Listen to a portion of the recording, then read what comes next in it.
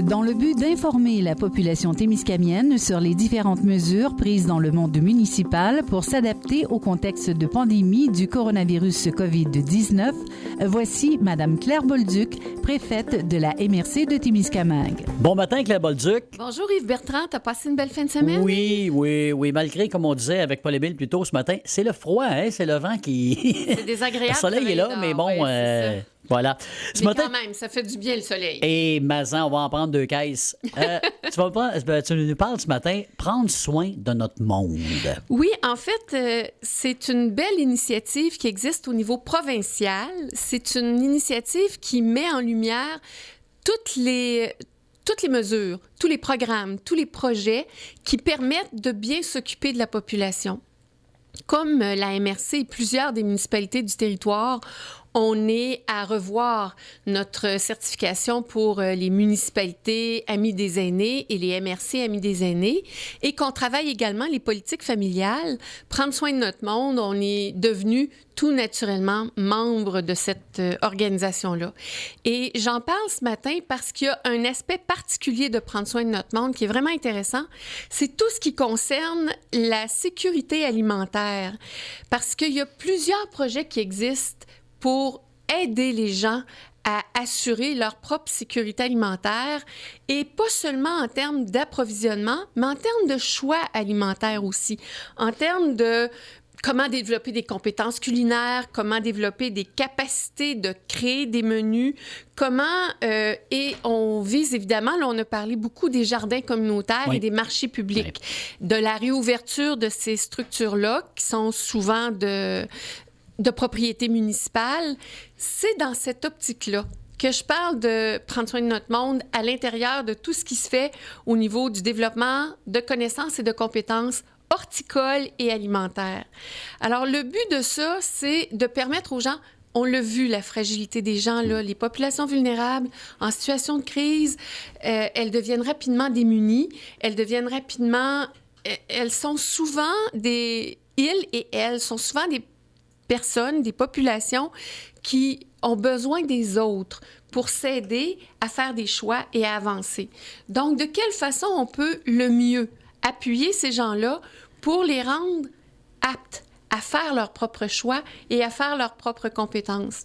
Il y a plusieurs modèles, il y a plusieurs propositions, il y a plusieurs actions qui sont disponibles, mais évidemment, la première, c'est développer la capacité horticole, donc nos jardins communautaires, de les habiliter à créer à créer le contenu de leur assiette en ce qui concerne les fruits et légumes, et ensuite de ça, faire des choix alimentaires en relation avec ce qu'ils auront cultivé, mais aussi faire les choix culinaires, donc la préparation, faire en sorte que les repas soient intéressants. Une donnée importante qui nous disait quand les gens ont accès à 500 mètres de chez eux à un restaurant minute, à du fast-food, ces personnes-là, c'est le choix le plus simple, le plus rapide et le plus simple. Alors, les personnes vont faire ce choix-là très rapidement et c'est 15% de la population qui va faire automatiquement ce choix-là, alors que c'est 40% de la population qui va faire très souvent ce choix. Pas très souvent, mais plus souvent qu'occasionnellement, régulièrement ce choix-là. Merci. Alors, c'est d'autant plus important que le milieu municipal réfléchisse comment on met en place. Ce n'est pas qu'une question de groupe communautaire, ça doit devenir une question de préoccupation municipale. C'est la même chose quand on parle... Alors, on parle des jardins communautaires, on parle de préparer des repas, donc toute la compétence et les aptitudes culinaires. Donc, il y a plusieurs... Le crocarium, par exemple, où on montre aux gens l'intérêt des légumes crus et cuits et comment les apprêter.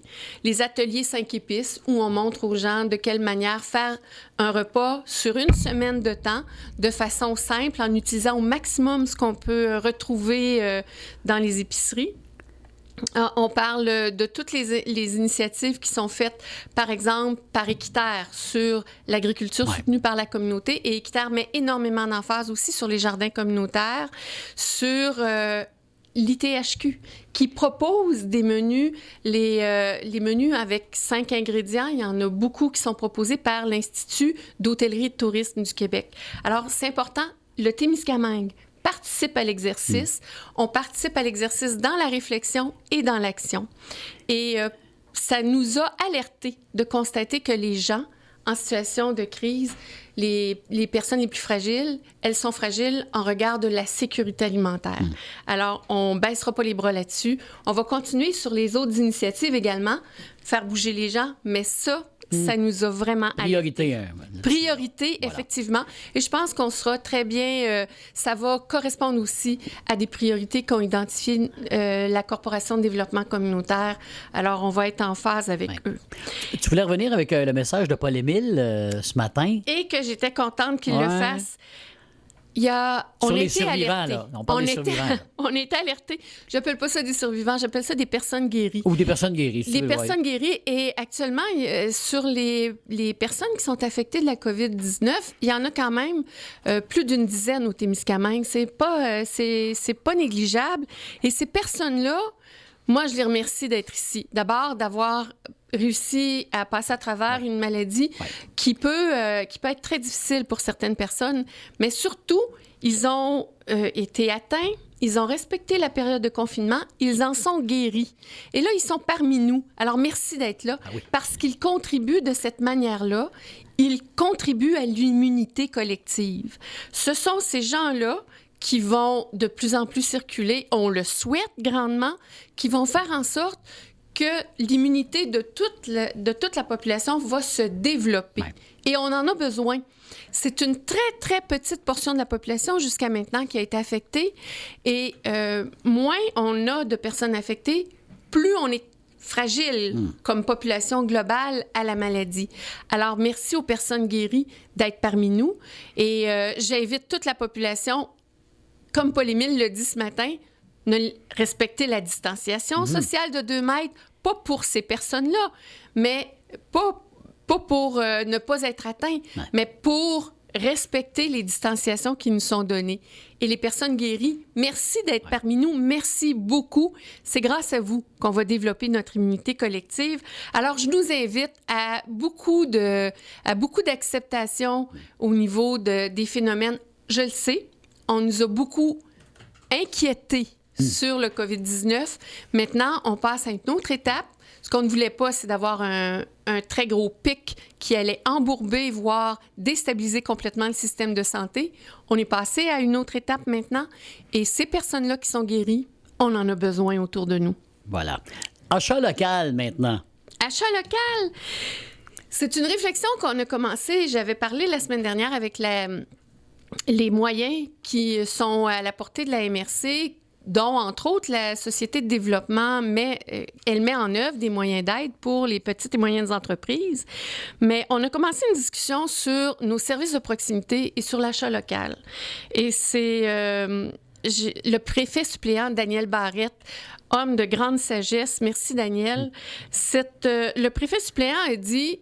Moi, je parle aux commerçants autour de chez nous actuellement et ils nous disent qu'ils n'ont jamais vu autant de monde dans leur commerce. Et c'est un bon signal. Les gens ne peuvent pas sortir du territoire, ils achètent chez eux et c'est très bien. Ça nous amène une réflexion sur le commerce local. Ça continue après, là. Et voilà. Ça se poursuive. Et il faut que ça se continue. D'abord parce que les gens vont dans le commerce local. L'achat local, ça commence par fréquenter un commerce autour de toi. C'est aussi, la réflexion qu'on fait, c'est aussi comment promouvoir les produits locaux dans nos commerces locaux. Comment faire en sorte que le choix du local soit pas seulement d'aller dans ton épicerie, dans ton village, mais que le choix du local, ce soit aussi d'acheter la tomate qui est faite chez vous, d'acheter le concombre qui est fait chez vous, d'acheter le chocolat qui est fait chez vous. C'est le meilleur choix, finalement. Prendre le meilleur choix, c'est chez vous. Le fromage, et c'est ça. Il y a de très bons produits. Oui. Les produits locaux, c'est à hauteur du territoire, c'est à hauteur de la région, c'est à hauteur du Québec. Et comment on fait les choix des produits locaux? Alors, comment nous, comme élus qui avons une responsabilité de développement économique, on peut mettre en lumière le choix du commerce local et comment on peut mettre en lumière le choix du produit local? Ça nous amène, cette réflexion-là, elle est vraiment intéressante et ça nous amène ça nous amène vraiment ailleurs. Parce qu'on n'est pas juste en train de dire vous allez supporter vos commerces locaux. On dit comment vos commerces locaux sont précieux pour vous. Et la troisième réflexion qu'on fait là-dessus, c'est maintenant l'accueil client, l'expérience client. Dans les commerces locaux, de quelle manière on fait en sorte que le client va dire j'ai aucun intérêt à aller ailleurs, c'est ici mon commerce local et je veux utiliser mon commerce local. De quelle façon on va soutenir les entreprises pour développer cette expérience unique-là? C'est pas un acquis, un client. C'est toujours quelqu'un qu'on doit aller chercher. Là-dessus. C'est ça. Il faut le convaincre, il faut le fidéliser et il faut que l'expérience que le client a quand il vient dans notre commerce soit unique. Alors, quand on parle d'achat local, quand on réfléchit comment on va agir et de quelle façon on peut donner des signaux, c'est là où on est, nous. On se dit de quelle manière on va soutenir les entreprises, on va promouvoir les produits locaux et on va aider à ce que le client, qui qu'il soit, aime tellement ces commerces locaux qu'il n'a pas du tout envie d'aller ailleurs. Exactement. Puis qu'il fasse du bouche à oreille aussi par la suite, dire hey, c'est ici les meilleurs produits. Et ça, là. c'est toujours la meilleure promotion. Ça, c'est toujours la meilleure promotion, le bouche à oreille. Donc, on a commencé cette réflexion-là. Et parce qu'on réfléchit à la suite des choses, on sait pas tout ce qu'on aura à faire, mais on sait quels sont les grands axes de travail sur lesquels on voudra vraiment travailler fort pour notre monde ici.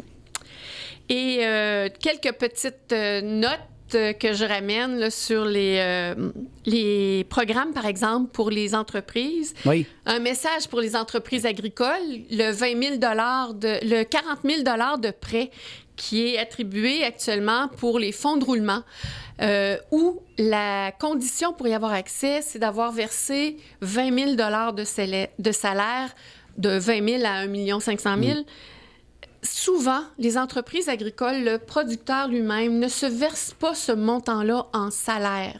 Souvent, ça n'a même pas été à hauteur de 20 000 pour le producteur. Donc, actuellement, autant la MRC, en parlant au député fédéral, Sébastien Lemire, parce que c'est un programme fédéral, mais autant en parlant à la Fédération québécoise des municipalités, on fait des représentations pour que cet élément-là soit pris en compte, notamment pour les entreprises agricoles. Quand le producteur ne s'est même pas versé un salaire de 20 000 mais que c'est une entreprise agricole. Alors, on fait les démarches à cet égard-là. Et une autre démarche qu'on fait beaucoup en ce moment, et je m'adresse à mon bon ami, le maire de Témiscamingue, Yves Ouellette, qui, en passant, fait un travail remarquable chez lui. Je l'ai déjà nommé à quelques occasions. Les gens veulent beaucoup circuler transfrontières, notamment à Témiscamingue. Et la Sûreté du Québec a clairement comme directive de ne pas faciliter la circulation des personnes.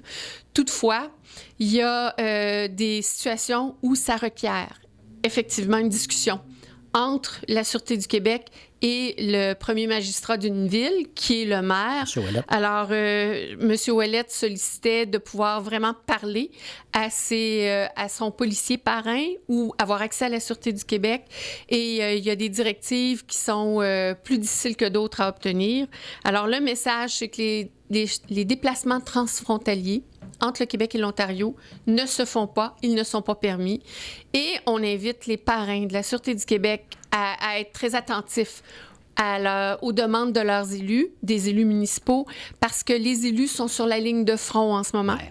Ils sont devant leur population et ils sont souvent appelés à répondre aux besoins de la population très directement sur des besoins très, très, très concrets.